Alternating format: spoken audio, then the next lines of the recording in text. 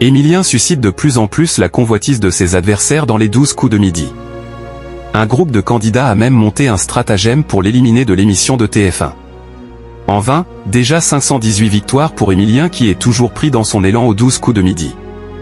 Depuis plus d'un an et demi, rien ni personne ne réussit à le freiner dans son ascension dans l'émission de TF1. Fort de ses 2 93 316 € de cagnotte, le jeune homme de 22 ans continue de battre tous les records en tant que plus grand maître de midi de l'histoire du jeu. Une longévité qui impressionne mais agace également de nombreux téléspectateurs, lassés de voir le Vendéen sur le petit écran.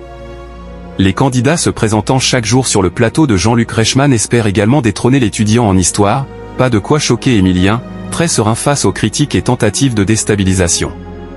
Je joue après je fais au mieux de mon côté et les autres candidats font aussi ce qu'ils veulent de leur côté, c'est juste ça. Je ne le prends pas mal, a-t-il assuré à Télé Loisirs. Chacun a effectivement le droit de penser ce qu'il veut, après moi je suis là pour jouer donc je joue et je m'amuse, a-t-il déclaré. Je reste tant que je m'amuse et je m'amuse beaucoup. Chaque midi, c'est cependant la même rengaine, les concurrents d'Emilien tentent par tous les moyens de provoquer sa chute.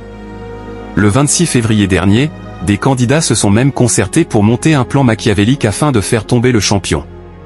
Mais rien ne s'est passé comme prévu, alors que les participants du jour s'étaient ligués contre le compagnon de Jessica en montant un stratagème consistant à systématiquement le choisir en cas de duel, l'un des adversaires du maître de midi n'a pas respecté le pacte à la dernière minute. Choquée par la tournure imprévue des événements, une candidate a alors mis à jour le pot aux roses lorsqu'elle a été choisie pour une confrontation à la place d'Emilien. J'étais un peu déçu parce qu'on avait fait un plan, mais il n'a pas tenu sa parole. Le but est d'éliminer Emilien. J'avais fait un plan avec les autres candidats pour dire de choisir Emilien en duel, mais il n'a pas tenu son pacte, a-t-elle expliqué, en taclant son camarade de jeu. Une révélation qui n'a pas vraiment surpris Jean-Luc Reichmann, bien conscient que la place d'Emilien suscite la convoitise. Merci de nous avoir suivis, si vous n'êtes pas encore abonné, veuillez vous abonner et surtout activer la cloche de notification pour ne rien rater.